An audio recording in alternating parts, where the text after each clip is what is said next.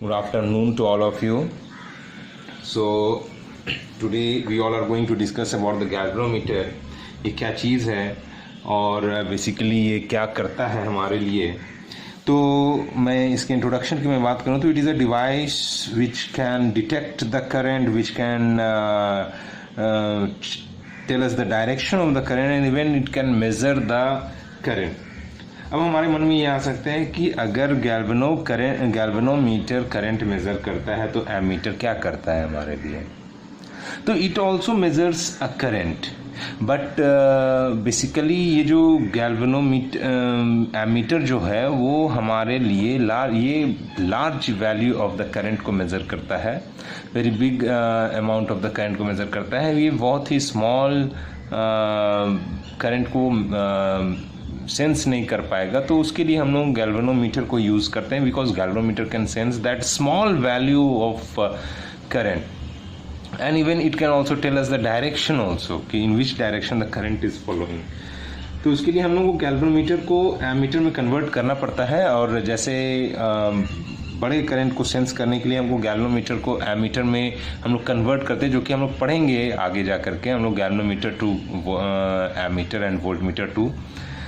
But basically क्या है कि जो गैल्वेनोमीटर बेसिकली है ये एक small value of the current को भी हम लोग इससे सेंस कर लेते हैं. ये इसका सबसे बड़ी बात है.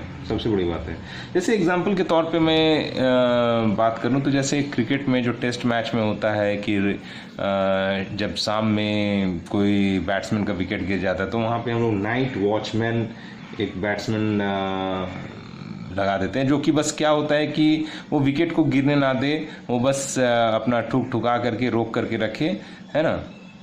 एक स्पेशलाइज्ड बैट्समैन नहीं होता है वो होता है कि बस किसी तरह से आप वो जो टाइम खाली बचा हुआ टाइम है वो उसको आप निकाल दो, है ना. ताकि वो एक स्पेशलाइज्ड बैट्समैन तो है नहीं कि वो बाउंसर खेल पाएगा तो सारे तो बस उसका काम ये रहता है कि वो बस आप निकाल दो उस लास्ट मोमेंट को निकाल दो. तो उसके लिए हम लोग क्या करते हैं, 9th नंबर वाले बैट्समैन को 8 नंबर वाले बैट्समैन को वहाँ पे भेज देते हैं. तो उसी तरह से गैल्वेनोमीटर भी एक नाइट वॉचमैन के जैसा है, जो कि स्मॉल करंट को सेंस कर पाएगा. ये एक एमीटर के जैसा स्पेशलाइज्ड बैट्समैन है नहीं कि वो सारे करंट को वो मेज़र कर पाएगा. तो बेसिकली गैल्वेनोमीटर हमारे लिए क्या करता है, स्मॉल करंट को मेज़र करता है ना. और चलिए तो हम लोग इस पे अब हम लोग आगे बात करते हैं कि इसका प्रिंसिपल बेसिकली क्या है, वर्किंग प्रिंसिपल क्या है. तो लास्ट टाइम हम लोगों ने जो पढ़ाई की थी कि when a current carrying conductor coil is placed in magnetic field experiences a net torque and rotates. जो हम लोग लास्ट टर्म में पढ़ाई किया था कि जो एक कॉइल होता है, अगर उसको हम करंट कैरिंग कॉइल को अगर मैं मैग्नेटिक फील्ड में डाल दूं तो वो वहाँ पे क्या होगा, उस पर एक net force net torque experience होता है. और वो जो टॉर्क का वैल्यू होता है वो हम लोगों ने बताया था कि NIAB और एक साइन थीटा भी होता है. बट यहाँ पे हम लोग क्या करते हैं कि रेडियल मैग्नेटिक फील्ड ले लेते हैं. वो हम लोग डिस्कस करेंगे कि क्यों लेते हैं हम लोग, कैसे हम लोग बनाते हैं रेडियल मैग्नेटिक फील्ड, ताकि क्या हो जाए, रेडियल मैग्नेटिक फील्ड रहेगा तो थीटा हमारा 90 डिग्री हो जाएगा. 90 डिग्री होने से क्या होगा कि साइन 90 डिग्री 1 हो गया. तो ये हमको डिस्टर्ब ना करे, इस वजह से हम लोगों ने यहाँ पे रेडियल मैग्नेटिक फील्ड लिया. Radial magnetic field if you can remember कि जहाँ पे एरिया वेक्टर मैग्नेटिक फील्ड के साथ, एरिया वेक्टर जो है वह मैग्नेटिक फील्ड के साथ 90 डिग्री बना रहा हो, या फिर जो कॉइल जो है वो खुद मैग्नेटिक फील्ड के डायरेक्शन में हो. ये कॉइल जो है ये मैग्नेटिक फील्ड के डायरेक्शन में, तो यहाँ से क्या होगा कि ये कॉइल मैग्नेटिक फील्ड के डायरेक्शन में है, ये कॉइल इस तरह से, तो इसका एरिया वेक्टर ये हो गया. तो एरिया वेक्टर और मैग्नेटिक फील्ड के बीच में एंगल हमेशा 90 डिग्री बन रहा है. तो ये हम लोग रेडियल मैग्नेटिक फील्ड यहाँ पे लेते हैं. तो यहाँ पे हम लोगों का थीटा 90 डिग्री हो गया, जिससे साइन 90 डिग्री का लफड़ा हट गया. हाँ, एक और चीज़ मैं गैल्वेनोमीटर के बारे में जैसे मैं बता जाऊँगा कि गैल्वेनोमीटर में जैसे ये zero deflection, it can go on this side, even it can go on this side. ये दोनों साइड में डिफ्लेक्शन पॉसिबल है. ये अगर किन्हीं ने गैल्वेनोमीटर का वर्क किया हो प्रैक्टिकल्स में तो वो शायद इस बात को जानते हों भली भांति. खैर, तो प्रिंसिपल हम लोगों ने डिस्कस कर लिया था कि इसका वर्किंग प्रिंसिपल क्या है कि current carrying coil placed in magnetic field all experiences are torque and rotates.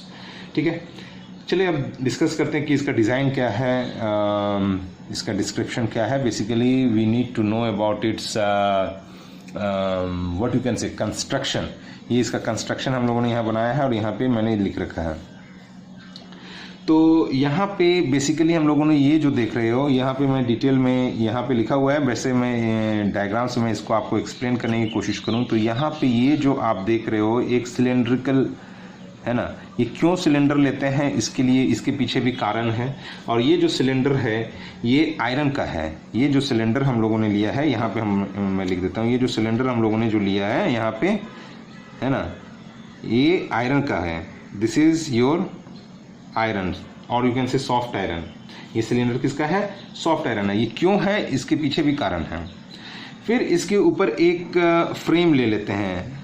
Frame आप समझ रहे हो, एक तरह से कह सकते हो ढांचा, मीन्स जैसे ये एक सिलेंडर है ना, इसके ऊपर मैंने एक फ्रेम ले लिया, जिसके ऊपर हम लोग कॉइल को लपेटेंगे है ना, एंड नंबर ऑफ टर्न्स देंगे। लेकिन फ्रेम जो है यहाँ पे हमेशा ही ध्यान रखते हैं कि फ्रेम जो हमारा है, ये फ्रेम जो हम लोगों ने यहाँ पे बनाया, ये फ्रेम जो है ये हमारा नॉन मेटालिक होता है। ये हम लोगों ना सिलेंडर जो है, ये जो सिलेंडर हम लोगों ने यूज किया, ये सिलेंडर आयरन है या फिर कह सकते हो कि सॉफ्ट आयरन है, फेरोमैग्नेटिक। कुल मिलाकर के बताया तो वो फेरोमैग्नेटिक है। फेरोमैग्नेटिक का एक बहुत ही खास प्रॉपर्टी होता है कि वो सारे मैग्नेटिक फील्ड को अपने थ्रू पास करने देता है सबको। ये यहाँ पे ये इसको बुला लेगा, इसको भी बुला लेगा, सबको अपने थ्रू पास करवाएगा है ना। ये जो आप देख रहे हो ना, ये इसका टॉप व्यू देखोगे तो ये जो सिलेंडर का ये जो टॉप व्यू है ये ऐसे दिख रहा है। इस चीज़ को मैं ऊपर से देख रहा हूँ तो ये कैसा दिख रहा है, मेरे को ऐसा दिखेगा, ठीक है ना। तो ये जो हमारा टॉप व्यू है, ये सिलेंडर का ये गोला और ये मैग्नेट है। हम लोगों ने ये इस तरह का मैग्नेट लिया ताकि यहाँ से हमारा क्या आ जाए कि मैग्नेटिक फील्ड रेडियल हो जाए। और ये एक्चुअली में क्या है, क्यों हम लोगों ने सॉफ्ट आयरन लिया, ये एक फेरोमैग्नेटिक सैंपल है। हालांकि आप लोगों को फेरोमैग्नेटिक का सैंपल का प्रॉपर्टीज़ वगैरह पढ़ना नहीं है क्योंकि वो सिलेबस में हटा दिए गए हैं है ना फॉर दिस ईयर। तो उसका क्या एक खूबी होता है कि ये सारे मैग्नेटिक फील्ड को अपने थ्रू, ये कोई भी नॉर्थ टू साइड डायरेक्ट नहीं जाने देता है। ये क्या करता है कि अगर इसको मैं फेरोमैग्नेटिक सैंपल को यहाँ पे लगा दूँ तो ये यहाँ से डायरेक्ट नहीं जाएगा, ये इसको अपनी तरफ लेगा और उसके बाद भेजेगा। तो यहाँ से क्या है कि सारे मैग्नेटिक फील्ड लाइंस को ये रेडियल बना देता है और रेडियल बनाने से क्या हो जाएगा कि ये हमारा 90 डिग्री वाला लफड़ा हट जाएगा है ना। क्या है कि यहाँ पे जो हम, अच्छा ठीक है, मैं थोड़ी देर के बाद इसको मैं डिस्कस कर दूंगा। तो ये नॉन मेटालिक फ्रेम है और इसके ऊपर हम लोगों ने कॉइल लपेट दिया, ठीक है। तो कॉइल यहाँ पे लपेट दिया, जैसे ये कॉइल है तो कभी भी ये जैसे घूमेगा, ये मैग्नेटिक फील्ड में घूमता है तो हर वक्त कोई ना कोई एक मैग्नेटिक फील्ड इसको रेडियल मिलता रहेगा है ना, जिसका हमारा यहाँ पे यूज होता रहेगा। तो क्या है कि इस वजह से जैसे ये कॉइल इसके ऊपर लपेटा तो इसका एरिया वेक्टर इस डायरेक्शन में है। तो क्या है कि हर वक्त, जैसे अभी सपोज दैट ये कॉइल यहाँ पे लपेटा हुआ है, ये जो कॉइल दिख रहा है यहाँ पे दिख रहा है, ये अभी मान लेता हूँ कि अभी ये है तो ये इस पे एक परपेंडिकुलर मैग्नेटिक फील्ड लाइन बना रहा है। ये अगर घूम करके ये ऐसा हो गया सपोज दैट, तो ये उस पर परपेंडिकुलर मीन्स हर वक्त इस पे एक ना एक मैग्नेटिक फील्ड परपेंडिकुलर लाइन बना रहा ही होगा। इस वजह से हम लोग इसको रेडियल लेने का कोशिश करते हैं ताकि ये साइन 90 डिग्री का लफड़ा हर वक्त के लिए समाप्त हो जाए। साइन थीटा वाला NIAB साइन थीटा जो आता है उसमें थीटा वाला लफड़ा मेरा हमेशा के लिए समाप्त हो जाए। फिर क्या है कि यहाँ पे हम लोगों ने एक स्प्रिंग लिया, हेयर स्प्रिंग, और इसको यहाँ से पाइवेट कर दिया। पाइवेट करने का मतलब क्या होता है, ठोक दिया या फिर कह सकते हो कि जाम कर दिया यहाँ से। इसके साथ हम लोगों ने ये जो है सिलेंडर फ्रेम, उसके ऊपर कॉयल, और ये दोनों कॉयल को हम लोगों ने एक ये निकाल रखा है ताकि यहाँ से करंट को हम लोग भेज सकें। और इसको हम लोगों ने पाइवेट कर दिया है किसके साथ, हेयर स्प्रिंग। अब ये स्प्रिंग क्या, स्प्रिंग तो आप जानते हो कि उसकी सब बहुत ही ख़ास बात होती है ना, कि उसमें एक रिस्टोरिंग नेचर का एक फोर्स डेवलप करता है। और बेसिकली स्प्रिंग क्या करता है कि किसी चीज़ को वापस से घुमा करके अपने ओरिजिनल प्लेस में लाने का कोशिश करता है, मीन्स वो रिस्टोरिंग नेचर का होता है। लेकिन यहाँ पे हम लोगों ने ये लिया है हेयर स्प्रिंग। ये हेयर स्प्रिंग क्या हो गया, बहुत ही पतला, बहुत ही महीन, है ना, बहुत ही महीन से महीन हम लोगों ने स्प्रिंग लिया है। क्यों? क्योंकि स्मॉल ये शिफ्ट करे उसमें भी ये मीन्स व्हाट यू कैन से कि इट कैन रोटेट, है ना, मीन्स उसको भी सेंस कर ले, बहुत छोटा सा ही टर्न को भी ये महसूस कर सके और घूम जाए, है ना। नहीं तो जैसे क्या होगा कि सपोज दैट कि आप जैसे अब बहुत ही हाई मीन्स ट्रेन वाला स्प्रिंग जैसे आप लोग देखते हैं, उस पर जैसे आप खड़े भी हो जाएंगे तो भी अब उस पर कोई इफेक्ट नहीं पड़ेगा। क्यों? क्योंकि उसके लिए बहुत हेवी वेट चाहिए हो रहा होता है। तो यहाँ पे हम लोग स्मॉल करंट को मेज़र करना है, तो स्मॉल करंट को मेज़र करने के लिए ये हल्का सा भी घूम जाए तो उसके लिए इतना टाइट स्प्रिंग हम लोग यूज़ नहीं कर सकते, या सिंपल जो पेन वाला स्प्रिंग होता है वो यूज़ नहीं कर सकते। यहाँ पे हम लोग क्या करते हैं, महीन से महीन बहुत ही पतला हेयर स्प्रिंग यूज़ करते हैं ताकि ये तुरंत डिफ्लेक्ट कर जाए, स्मॉल करंट में भी ये डिफ्लेक्ट कर जाए। नहीं तो अगर यदि टाइट स्प्रिंग यूज़ करेंगे तो ये स्मॉल करंट में ये डिफ्लेक्ट नहीं करेगा तो यहाँ से ये पॉइंटर हिलेगा ही नहीं, और हिलेगा ही नहीं तो हम लोग मेज़र ही नहीं कर पाएंगे कि आखिर क्या डिफ्लेक्शन हुआ है। तो अब जैसे देखते ही हो कि स्प्रिंग का क्या खासियत आ जाता है कि क्या है, एक सिंपल सा वायर को अगर टर्न ले लें तो बस उतने से ही उसमें एक स्पेशल खूबी आ जाता है रिस्टोरिंग नेचर का। बस स्प्रिंग को क्या किया गया है, वो एक वायर को बस घुमा दिया गया है स्प्रिंग के जैसा, तो बस उतने से ही उसमें एक ये हो जाता है, एक डिफरेंट प्रॉपर्टी उसमें आ जाती है। तो खैर ये है कि हेयर स्प्रिंग ताकि स्मॉल डिफ्लेक्शन को भी ये टर्न कर दे और स्मॉल डिफ्लेक्शन से ये टर्न हो जाए और एक हमको यहाँ पे करंट ये डिफ्लेक्ट कर जाए। कहने का मतलब कि स्मॉल टॉर्क को भी ये सेंस कर ले, स्मॉल रोटेशन को भी ये सेंस करके ये उल्टा उसके घूम जाए ताकि वो उसको रिस्टोर कर दे। रिस्टोर करने का समझ लें ना आप, मतलब ये ऐसे घूमना चाहेगा, ये अगर ऐसे घूमना चाहेगा तो स्प्रिंग उसको उल्टा टाइप जैसे जैसे ये घूमेगा ये इसमें कह सकते हो कि रिस्टोरिंग फोर्स बढ़ता चला जाएगा, तो एक ना एक समय ये इसको बैलेंस कर देगा जिस समय ये रुक जाएगा। ये यहाँ पे सपोज दैट यहाँ पे रुक दिया, उसी को हम लोग मेज़र कर लेंगे डिफ्लेक्शन की कितने एंगल डिफ्लेक्शन पे ये रुक जाता है, मीन्स ये उसको बैलेंस कर देता है, इक्विलिब्रियम। तो ये खासियत है। अब यहाँ पे टाइट स्प्रिंग क्यों नहीं लेते हैं ये तो आपको समझ में आ गया। हेयर स्प्रिंग मीन्स बहुत ही सॉफ्ट, बहुत ही पतला, बहुत ही महीन, ठीक है। तो और यहाँ पे ठोक दिया है, इसको जाम कर दिया, मीन्स ये यहाँ से हिलेगा नहीं, अब यहीं पे फंसा रहेगा। कभी कभी किसी में आप देखोगे कि यहाँ पे भी स्प्रिंग होता है, अब चाहे इधर से हो, मेन ऑब्जेक्टिव क्या है कि स्मॉल करंट पे भी ये डिफ्लेक्ट कर जाए और उसको सेंस कर ले, ठीक है। तो ये था इसका अरेंजमेंट और हम लोगों ने डिस्कस किया कि क्यों हम लोग सिलेंड्रिकल यूज़ करते हैं, ताकि यहाँ और आयरन का ये फ्रेम सिलेंडर क्यों लेते हैं, क्योंकि आयरन जो है वो फेरोमैग्नेटिक है, वो सारे फील्ड को अपने थ्रू पास करेगा और इस कॉइल के साथ हर वक्त कोई ना कोई एक फील्ड परपेंडिकुलर या रेडियल मिल ही रहा होगा, जिससे ये साइन थीटा का लफड़ा खत्म हो जाता है। तो वही चीज़ को मैंने यहाँ पे डिस्क्रिप्शन लिखा हुआ है, a coil of copper wire is wound over a non iron frame. ये non iron frame, non metallic frame है ना, नॉन मेटालिक फ्रेम है, and is fixed along the axis of the metal of the iron cylinder. This coil is fitted free to rotate within the two ends of the cylindrical magnets. This makes a radial magnetic field. और हाँ, ये cylindrical magnetic field क्या है कि अगर ऐसा magnetic field लूँगा तो ये क्या होगा, ऐसा जाएगा, है ना। तो ठीक है, यहाँ पे अगर मैं एक कॉइल लूँ तो ये ज़रूरी नहीं, ये सबको पास तो ज़रूर करेगा लेकिन परपेंडिकुलर ही पास करे, ये फिक्स नहीं रहता है। लेकिन इस तरह से हम लोग लेंगे तो ये क्या होगा कि सारे फील्ड को परपेंडिकुलर ही, क्योंकि यहाँ से नॉर्थ वाला ये फील्ड लाइन ऐसे जाने का कोशिश करेगा, है ना, ऐसे नहीं, मतलब कि जिधर से भी जाना चाहे ये इसको अपने तरफ। सिलेंड्रिकल लेने का मतलब ये होता है कि ये खुद यहाँ पे मैग्नेटिक फील्ड हर वक्त इसमें परपेंडिकुलर ही जाएगा, ऐसा इसका एक खूबी होता है सिलेंड्रिकल मैग्नेट्स का, ठीक है। तो ये हो गया हमारा इसका अरेंजमेंट और यहाँ से हम लोग करंट देते हैं। नाउ अब इसका हम लोग वर्किंग देखते हैं। आई होप कि ये इसका इंट्रोडक्शन प्रिंसिपल और इसका कंस्ट्रक्शन आपको समझ में आ गया हो। और ये याद रखें ये क्यों लेता है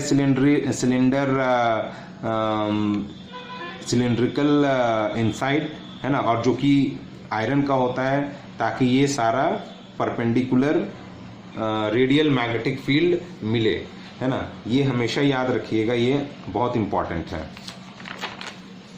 देन अब इसके वर्किंग को थोड़ा सा ध्यान दें। अब इसके वर्किंग पे थोड़ा ध्यान दें तो क्या है कि सपोज दैट यहाँ पे जो टॉर्क लगने वाला था वो तो हम लोगों ने डिस्कस किया NIAB साइन थीटा, और चूंकि यहाँ पे थीटा 90 डिग्री है, इससे हम लोग ये निजात पा चुके हैं साइन 90 डिग्री। तो यहाँ से जो टॉर्क लगा NIAB। तो चलिए एक बार मैं फिर आपको ये बता देना चाहूँ कि ये सिलेंड्रिकल आयरन कोर क्यों लेते हैं। मैं बार बार इस पे हिंट दे रहा हूँ, क्योंकि ये पॉइंट कर रहा हूँ क्योंकि ये रेगुलर क्वेश्चन है CBSE का। मैं फिर से उधर वर्किंग में जा करके मैं वापस से मैं आपको बता रहा हूँ, है ना, ताकि हम लोगों का मैग्नेटिक फील्ड सारा रेडियल मिले। और क्यों मिले रेडियल मैग्नेटिक फील्ड का फ़ायदा क्या होता है ये भी मैं आपको बता दिया, इसको आप नोट कर लेंगे, ठीक है। चलिए अब नहीं है मैं बोलूँगा, अब मैं आता हूँ वर्किंग पे। तो ये थीटा से हम लोगों ने तो निजात पा ही लिया है। नेक्स्ट क्या है कि भाई अगर when current pass through the galvanometer coil, चलिए लिख ही देते हैं, when current pass through the galvanometer coil, galvanometer coil means galvanometer coil की मैं बात कर रहा हूँ, galvanometer coil kept in magnetic field। ये नहीं कि गैल्वेनोमीटर को हम लोगों ने रख दिया है मैग्नेटिक फील्ड में, गैल्वेनोमीटर के कॉइल को उसके अंदर ही मैग्नेटिक फील्ड रहता है, kept in magnetic field।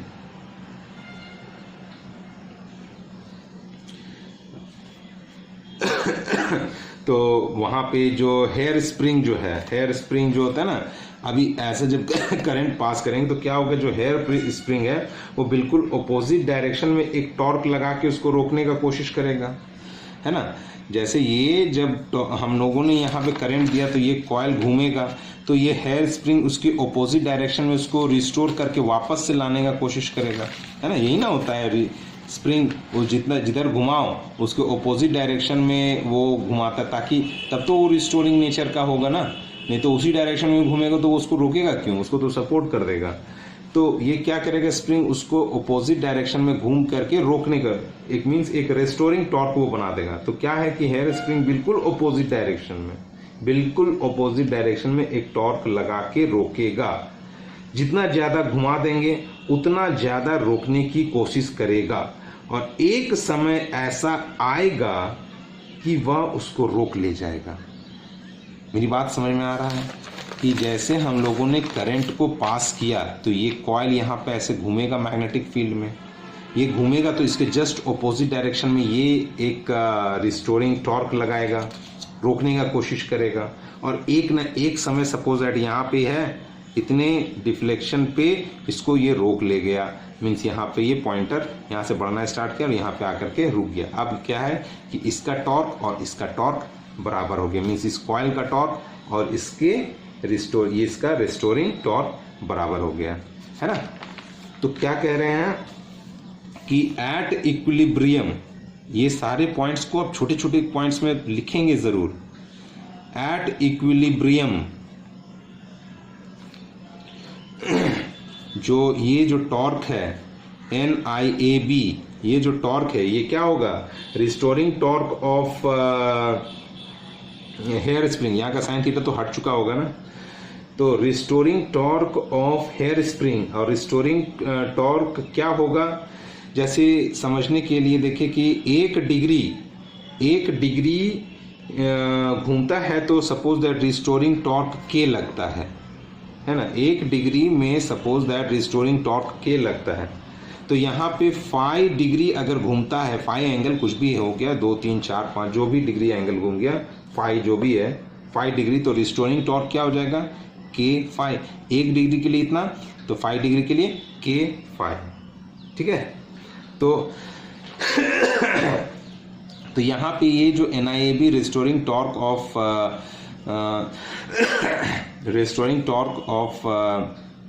Air spring क्या हो जाएगा K5। 1 डिग्री के लिए K, तो 5 डिग्री के लिए K5, ठीक है। तो यहाँ से I क्या आ जाएगा, जो करंट आ जाएगा वो आ जाएगा K5/NAB, K5/NAB। तो ये K क्या है भाई, ये K/NEB को थोड़ा सा ध्यान दे, ये पूरा का पूरा एक कांस्टेंट टर्म है एक तरह से देखा जाए तो। K क्या है, ये रिस्टोरिंग टॉर्क ऑफ स्प्रिंग, ये स्प्रिंग का एक अपना है ना, जैसा स्प्रिंग वैसा उसका रिस्टोरिंग नेचर ऑफ टॉर्क लगेगा, तो ये K उसका अपना प्रॉपर्टी हो गया। K is the property of the hair spring, ठीक है। अभी N पे ध्यान दें तो नंबर ऑफ टर्न्स ये आपके कंट्रोल में है, और जो आपने दे चुका है ऑलरेडी ये तो आपका फिक्स्ड है, ये नंबर ऑफ टर्न्स। ये मैं एरिया की मैं बात करूं तो ये जो एरिया है ये भी एक कांस्टेंट है। अब B मैग्नेटिक फील्ड तो आपने लगा दिया, ये ज़्यादा हौच पौच हो जाएगा, तो इसको मैं फिर से लिख देता हूं यहाँ पे कि K/NAB ये सारा का सारा एक कांस्टेंट है। ये K/NAB ये सारा का सारा कांस्टेंट है। ये नंबर ऑफ टर्न्स हो गया, ये एरिया हो गया, या मैग्नेटिक फील्ड हो गया, और ये K of spring is always constant. और इसी को हम लोग नाम देंगे G, इसको नाम देंगे G, जिसको हम लोग क्या कहेंगे, गैल्वेनोमीटर कांस्टेंट। इसको हम लोग नाम दिया गैल्वेनोमीटर कांस्टेंट। तो यहां से I बराबर हमारा क्या हो गया, G5, I is equals to G5, है ना। K को हम लोगों ने क्या नाम दिया, गैल्वेनोमीटर कांस्टेंट।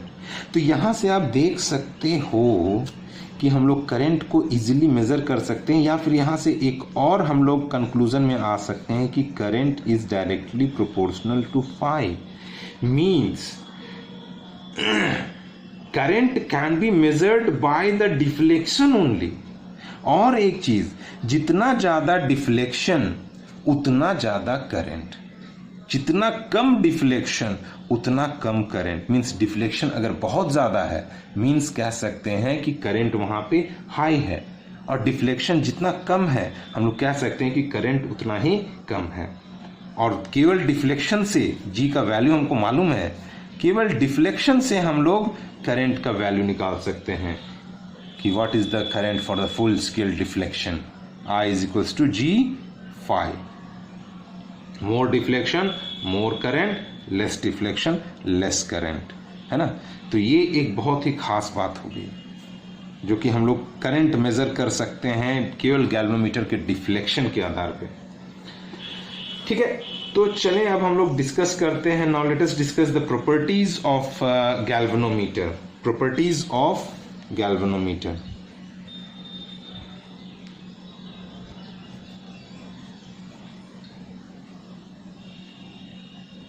अब हम लोग डिस्कस करते हैं प्रॉपर्टीज ऑफ गैल्वेनोमीटर।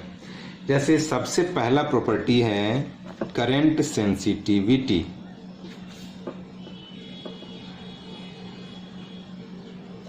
ये करंट सेंसिटिविटी क्या है, इसको हम लोग डिनोट करते हैं जैसे SIS, या सम बुक में, in some book you will find it is written as SI, जो आपको समझना है जैसे आपको समझना हो।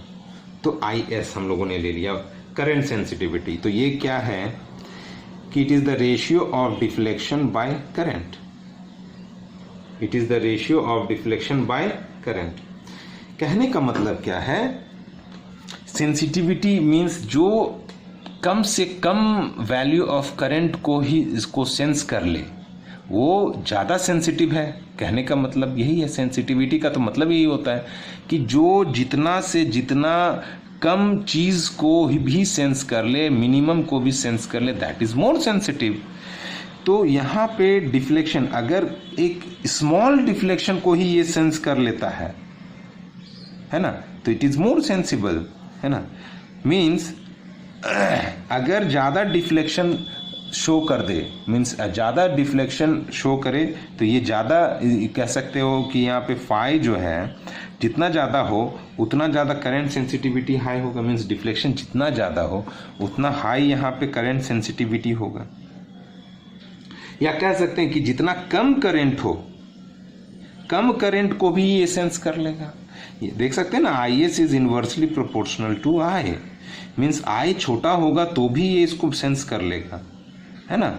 और फाई अगर बड़ा होगा तो उसको तो ये सेंस कर ही रहा है। तो कहने का इसको एक एग्जाम्पल के तौर पे हम लोग देखें कि सपोज दैट 0.2 मिली एम्पियर का करंट हम लोगों ने 2 गैल्वेनोमीटर से सेंड किया। इसको इस तरह से समझने की कोशिश कीजिए। एक डिफ्लेक्ट करता है और एक डिफ्लेक्ट नहीं किया, तो हम लोग क्या बोलेंगे कि कौन सा गैल्वेनोमीटर ज़्यादा सेंसिटिव है। तो हम लोग कह सकते हैं कि जो डिफ्लेक्ट किया, the one which is deflected is more sensitive, the one which is deflected is more sensitive.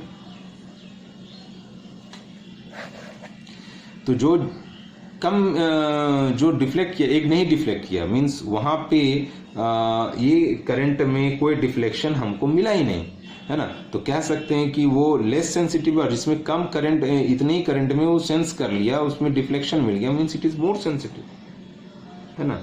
तो यहां से क्या है कि अगर हाई डिफ्लेक्शन होगा या लेस करंट होगा, है ना, उसको भी ये सेंस कर ले, means I S is high, है ना। कहने का मतलब कि less means it can measure, see means current को डिक्रीज कर दो, सेंसिटिविटी बढ़ जाएगा, या फाई को, या इसको इस टर्म में देखने की कोशिश करें, ये फाई बाई आई, कि आप सेंसिटिविटी आप बढ़ाएंगे कैसे। सपोज दैट आप सेंसिटिविटी बढ़ाना चाहते हैं, तो फाई बाई आई का अगर रेशियो लें तो ये क्या आ जाएगा भाई, I S is equals to N A B by K, N A B by K. Means अगर आप सेंसिटिविटी बढ़ाना चाहते, करंट सेंसिटिविटी, तो उसके लिए क्या करना है भाई, कुछ नहीं करना है, नंबर ऑफ टर्न्स को बढ़ा दो। ये जो हम लोगों ने कॉइल लिया है, यहाँ पे नंबर ऑफ टर्न्स को बढ़ा दो, तुम्हारा सेंसिटिविटी, करंट सेंसिटिविटी बढ़ जाएगा, है ना, करंट सेंसिटिविटी इंक्रीज कर जाएगा। या आप एरिया को बढ़ा दो, एरिया को भी बढ़ा दो तो भी बढ़ जाएगा हमारा करंट सेंसिटिविटी।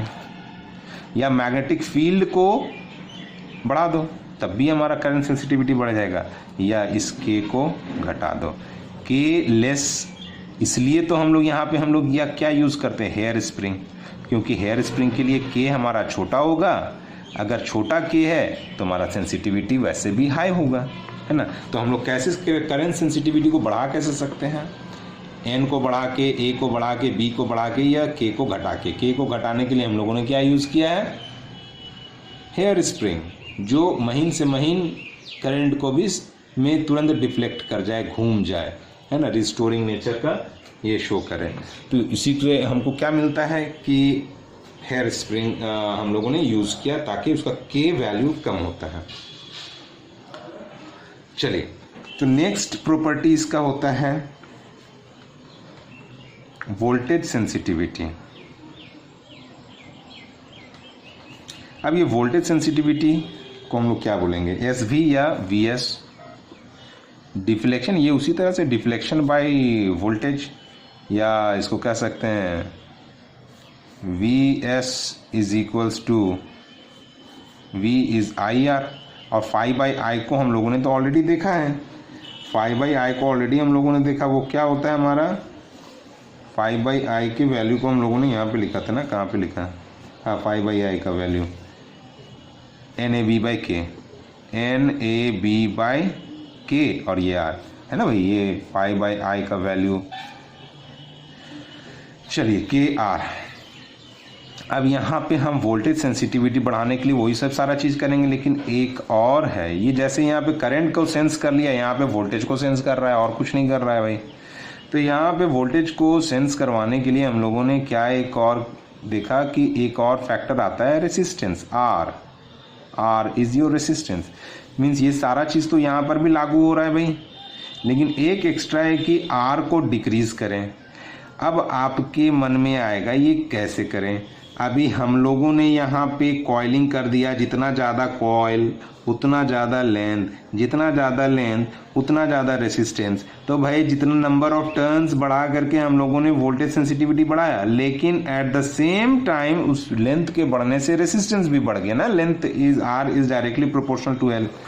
तो भाई हमको मिला क्या, ये बढ़ाया ये घटाया, तो हमको वोल्टेज सेंसिटिविटी तो मिला नहीं। अब इसको वोल्टेज सेंसिटिव बनाना है तो क्या करेंगे भाई। तब हम लोग एक दिमाग लगाते हैं कि भाई लेंथ बढ़ रहा है तो हम लोग उसके जगह पे हमको ये भी बढ़ाना है और ये कम रखना है। तो इसके लिए हम लोग क्या करते हैं, थिक वायर यूज़ कर लेते हैं, मोटा तार है ना। जो कॉइल हम लोग लिए तार उसको मोटा ले लेते हैं। मोटा लेंगे तो आर घट जाएगा ना, क्योंकि R is inversely proportional to A.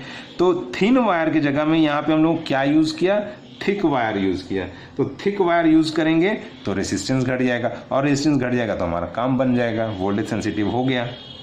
तो ये हो गया दो प्रॉपर्टी जो कि आपको जानना है, करंट सेंसिटिविटी क्या है और एक वोल्टेज सेंसिटिविटी क्या है। नेक्स्ट छोटा सा एक टॉपिक हम लोग डिस्कस करके स्टॉप करेंगे, जो कि है basics of ammeter and voltmeter, जो आप लोग पहले से भी जानते हैं, लेकिन थोड़ा सा इसके बारे में हम लोग डिस्कस कर लेते हैं। एमीटर क्या है, to observe electric current I in a branch of circuit. Ammeter से तो हम लोग करंट ही मेजर करते हैं। और क्या करते हैं भाई, इसको हम लोग सीरीज में कनेक्ट करते हैं। ये इसका एक रफ डायग्राम हो गया।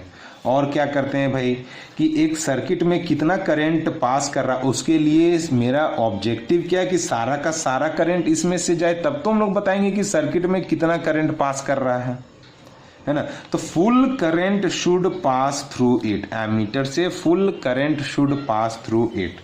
नेक्स्ट है कि ammeter should have minimum resistance, should have minimum resistance. ताकि मिनिमम रेसिस्टेंस इसलिए बोल रहे हैं ताकि ये ज़्यादा पोटेंशियल यहाँ से गेन ना करे, ये यहाँ से ज़्यादा पोटेंशियल ये ना गेन कर ले, क्योंकि ये पोटेंशियल इसके लिए है ना कि इसके लिए। तो ये क्या करता है, हमारा इसका मेन ऑब्जेक्टिव रहता है कि इसका जो प्रॉपर्टी है मैं ना हड़प लूँ। तो उसके लिए क्या है उपाय भाई कि अपने रेसिस्टेंस को मिनिमाइज कर देते हैं। तो ये क्या करता है कि कोशिश करता है कि इसमें एमीटर बनाने के पीछे हमारा ऑब्जेक्टिव ये होता है कि ये इसके वोल्टेज को ना खाए। तो लेकिन अब भाई कुछ ना कुछ तो वोल्टेज लेगा ही लेगा, उसके लिए हम लोग क्या करते हैं, मिनिमम जो सबसे मिनिमम रेसिस्टेंस हम लोग हो सकता है वो हम लोग इसमें डालने का कोशिश करते हैं। और जो खैर आइडियल अगर मैं बात करूं, जो कि आइडियल कभी कोई चीज़ होता नहीं है, तो आइडियल एमीटर की मैं बात करूं तो इसमें जीरो रेजिस्टेंस हो तो ज़्यादा अच्छा है। ये जीरो रेजिस्टेंस रहेगा तो ये कोई वोल्टेज नहीं लेगा इसका, बट ये तो पॉसिबल नहीं है। ये आइडियल के लिए हो गया कि जीरो रेजिस्टेंस होना चाहिए। फिर हम वोल्ट मीटर की बात करें तो ये क्या है भाई, ये जब एमीटर करंट को मेजर किया तो ये क्या ऑब्जर्व करेगा, to observe potential difference across 2 points in an electrical circuit. Potential difference find out करेगा 2 पॉइंट के बीच का। And it is always connected in parallel, ये हो गया इसका सिंपल लेआउट। और हमारा यहाँ पे ऑब्जेक्टिव क्या है कि ये सारा का सारा करंट इसके लिए, तो ये इसका ऑब्जेक्टिव क्या है कि इधर से कोई करंट ना पास हो। तो मेन ऑब्जेक्टिव क्या है कि no current should pass through it, but ये पॉसिबल है नहीं, क्योंकि ये इलेक्ट्रिक डिवाइस है तो कुछ ना कुछ तो करंट नहीं देंगे तो ये चलेगा कैसे, है ना। तो उसके लिए हम लोग ये कम से कम करंट ले, उसके लिए हम लोग क्या करते हैं, इधर बहुत हाई रेसिस्टेंस लगा देते ताकि करंट इधर ज़्यादा जाए ना। तो उसके लिए क्या है, volt meter must have very high resistance, must have very high resistance. और खैर आइडियल वोल्ट मीटर की मैं बात करूं तो इधर से कोई करंट ना जाए, उसके लिए इधर एकदम इंसुलेटेड टाइप ऑफ चीज़ कर दो, इन्फिनाइट रेसिस्टेंस कर दो, तो उधर से क्या होगा, इधर से करंट नहीं जाएगा। बट आइडियल तो आइडियल है। So this was your ammeter and basic about ammeter and voltmeter. So in the next video we will discuss about how a galvanometer is converted into voltmeter and ammeter. Thank you.